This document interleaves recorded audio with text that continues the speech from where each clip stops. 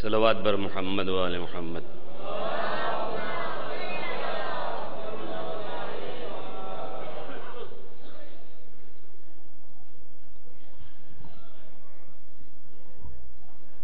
رحم اللہ من قرأ الفاتحہ.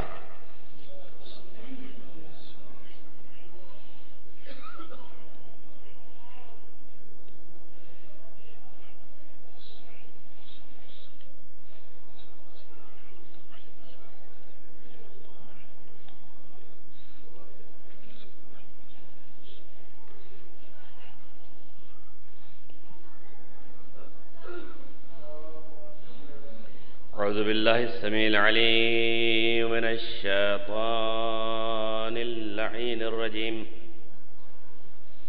بسم اللہ الرحمن الرحیم. الحمد للہ الذی هو اقرب الینا من حبل الورید ذو العرش المجید فعال لما یرید المبدع والمعید وعلى كل شيء شهيد وحفظنا من شر كل قريب وبعيد وغائب وعتيد الذي هدانا لهذا وما كنا لنهتدي لولا أن هدانا الله لقد جاءت رسل ربنا بالحق والصلاة والسلام على أفضل البريد النبي المسدد والمصطفى الأمجد أبي القاسم محمد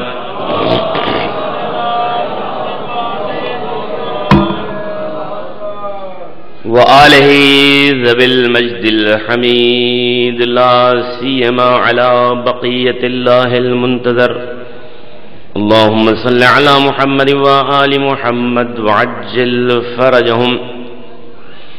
يا سيدنا ومولانا إنا توجهنا واستشفعنا وتوسلنا بك إلى الله وقدمناك بين يدي حاجاتنا يا وجيها عند الله اشفع لنا عند الله. رب اشرح لي صدري ويسر لي امري واحلل عقدة من لساني يفقهوا قولي واللعن الدائم على اعدائهم اجمعين من الان الى قيام يوم الدين. اما بعد فقد قال الله تبارك وتعالى في كتابه المجيد فرقانه الحميد. اعوذ بالله من الشيطان الرجيم. بسم الله الرحمن الرحيم. انما وليكم الله ورسوله انما وليكم الله ورسوله والذين آمنوا الذين يقيمون الصلاة ويؤتون الزكاة وهم راكعون. صلوات بر محمد وآل محمد.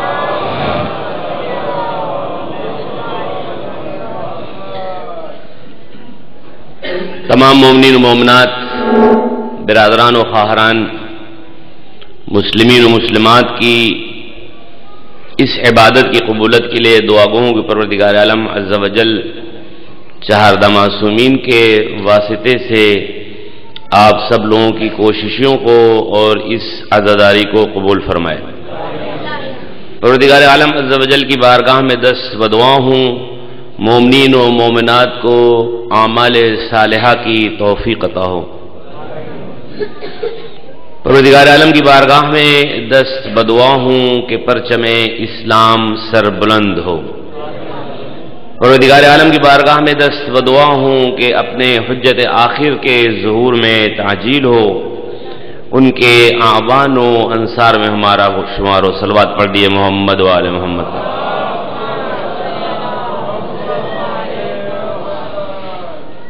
میں نے اپنی مجلس میں آپ حضرات کی خدمت میں صلوات کے فضائل عرض کیے تھے. دعا کرتے وقت آمین بھی بچے ہی کہہ رہے تھے اور بعض مومنین، اور صلوات میں بھی کوتاہی ہو رہی تھی. مجلس میں جب آپ حضرات بیٹھے تو یہ سوچ کر کے کہ جب یہ نام ہماری زبانوں پر آتا ہے تو دہن اور زبان خوشبو سے معطر ہو جاتا ہے، اس لیے آپ اس نام کے آنے پہ بآواز بلند صلوات پڑھا کریں.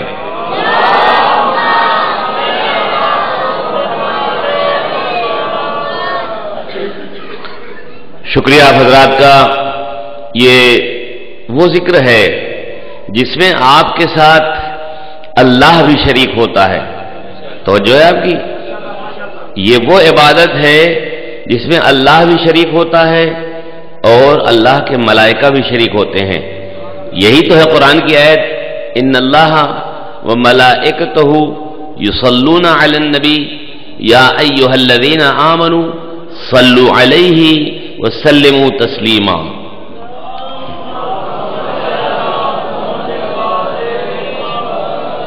اب اس کی بات جو ہے مسئلہ صرف یہ ہے کہ اس آیت کا ترجمہ چونکہ سب کو نہیں معلوم ہے اس لیے سب نے نہیں بھیجا. اصل میں یہ آیت ہی درود و سلام والی ہے کہ بے شک اللہ اور اس کے ملائکہ درود و سلام بھیجتے ہیں علی النبی پیغمبر اسلام پر. اے ایمان والو تم لوگ بھی پیغمبر اسلام پر درود اور سلام بھیجو. خاموش ہیں آپ لوگ.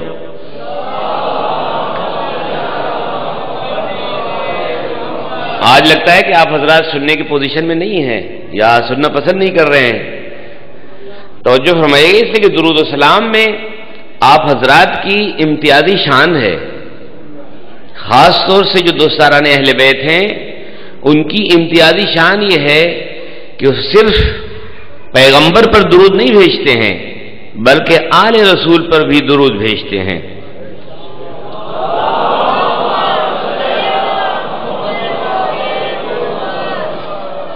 بعض مسلمان ہیں جو صرف کہہ دیا کرتے ہیں صلی اللہ علیہ وسلم صلی اللہ علیہ وسلم. اور بعض ممالک میں جائیے گا عرب ممالک میں تو عرب بعض ایک دوسرے کہتے ہیں صلی اللہ علیہ النبی نبی پر سلام بھیجو. مسئلہ کیا ہوتا ہے کہ وہ آل پر نہیں بھیجتے ہیں. آپ اپنی شخصیت کو پہچانیے اور میں حدیث پڑھتا ہوں تاکہ آپ سمجھ سکیں. فرمایا ہے پیغمبر اسلام نے ولا تصلی علیہ صلاۃ البترا. دیکھو ہم پر دم بریدہ صلوات نہ پڑھو دم کٹی ہوئی صلوات نہ پڑھو. پوچھا گیا دم بریدہ دم کٹی ہوئی صلوات کیا ہے؟ کہا ہمارے اوپر درود و سلام بھیجو ہماری اولاد پر نہ بھیجو. یہ درود و سلام ہمیں قبول نہیں ہے.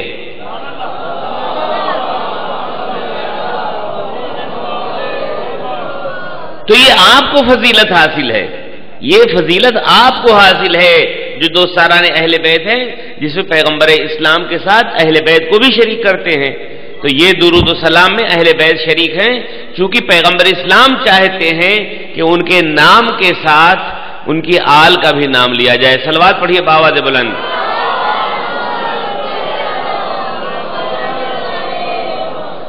آئیے موضوع پر چلتے ہیں.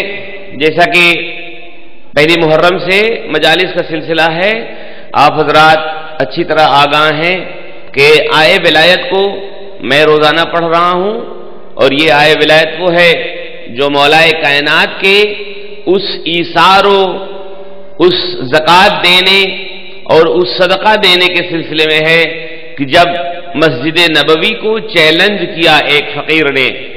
جب اللہ کی راہ میں کچھ مانگا اور کچھ کسی نے جب نہ دیا تو وہ آنے والا چیلنج کے انداز میں کہتا ہے اللہم اشہد اے میرا مالک تو گواہ رہنا کہ میں مسجد نبوی سے خالی ہاتھ جا رہا ہوں. تو اس نے جب یہ گواہی کے طور سے اللہ کو گواہ قرار دیا تو پھر مولا کائنات جو محو عبادت پروردگار تھے جو مشغول تھے انہوں نے انگلی سے اشارہ کیا کہ یہ میری انگوٹھی لے جاؤ اپنی حاجت کو پورا کرو. تو یہ آئے ولایت ہے. میں اس کو روزانہ اس لیے پڑھتا ہوں کہ یہ شان نزول اس آیت کی ہے اور اس لیے میں آپ کو بتانا چاہتا ہوں کہ آئے ولایت کا انتخاب کیوں کیا ہے یہ میں نے پہلے دن بتایا ہے اور روزانہ اس لیے دہراتا ہوں کہ شاید اس مجمع میں کوئی نیا آدمی آ گیا ہو پہلا آدمی آیا ہو تو اس کو پتہ چل جائے کہ آج کا موضوع کیا ہے. موضوع ایک ہی ہے. یہ 9 دن کی مجالس میں موضوع بدلا نہیں ہے. موضوع ہے اسلام میں ولایت کی حیثیت. اسلام میں ولایت کی حیثیت اور اس کا انتخاب اس لیے کیا گیا تھا کہ اصل میں ولایت ہی پر تمام چیزوں کا دار و مدار ہے.